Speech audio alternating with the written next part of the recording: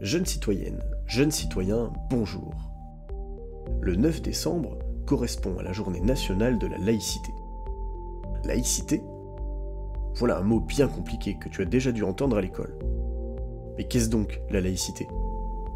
Allez viens, je t'explique.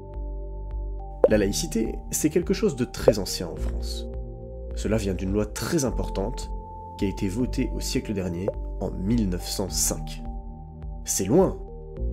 Oui, mais pas si loin que ça.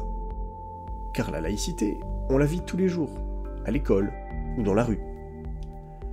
Pendant très longtemps, plus de 10 siècles, la France a eu une seule religion, obligatoire, celle des rois de France, le catholicisme. Tout le monde devait la pratiquer et vivre selon ses principes et ses valeurs. En plus, elle était financée par l'État et disposait de privilèges. Et puis, au fil des siècles, se sont développées de nouvelles religions sur notre territoire, et la philosophie des Lumières a également amené l'idée qu'il n'était pas grave de ne pas croire en Dieu ou de ne croire en rien. À la Révolution française, en 1789, on a aboli la monarchie, et avec elle, la religion d'État qu'était l'Église catholique. Mais avec Napoléon, et puis le retour des rois au XIXe siècle, celle-ci a repris sa puissance. Suite au retour de la République, à la fin du siècle, on a commencé à prononcer un mot nouveau, laïcité, c'est-à-dire qu'il n'y a pas de religion officielle. En 1882, quand l'école devient publique, obligatoire et gratuite, grâce à Jules Ferry, elle devient aussi laïque.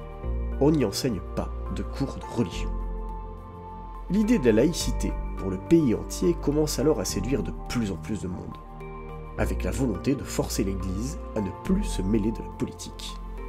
Ainsi, le 9 décembre 1905, une loi est alors votée, qui sépare les églises et l'État. Qu'est-ce que ça veut dire ? Eh bien, que l'État n'a plus de religion, n'a le droit d'en financer aucune, et ne doit pas se mêler de leurs affaires. Les religions, elles, n'ont pas le droit, à leur tour, de se mêler de politique. Un prêtre ne peut plus être maire ou député, par exemple. Et toutes les personnes qui travaillent pour l'État, les fonctionnaires, sont obligés de rester neutres, c'est-à-dire qu'ils ne peuvent pas afficher leur religion. C'est le cas, par exemple, des gens qui te soignent à l'hôpital, des employés de la poste ou des impôts, des militaires, des policiers, ou encore de tes professeurs à l'école. Sauf si tu étudies dans une école privée. Et oui, les écoles privées peuvent avoir un enseignement religieux, mais pas les écoles publiques. Oui, mais alors nous, on a le droit d'avoir une religion ? Bien sûr, on peut même porter des signes religieux dans la rue. On est libre d'avoir la religion qu'on veut, ou de ne pas avoir de religion, de ne pas croire en Dieu. L'État, puisqu'il est laïque, n'a pas le droit de décider pour nous. Il doit en revanche garantir la liberté et la protection de ceux qui exercent leur religion. Le seul lieu où tu n'as pas le droit de porter des signes religieux trop voyants, c'est à l'école, depuis une loi de 2004.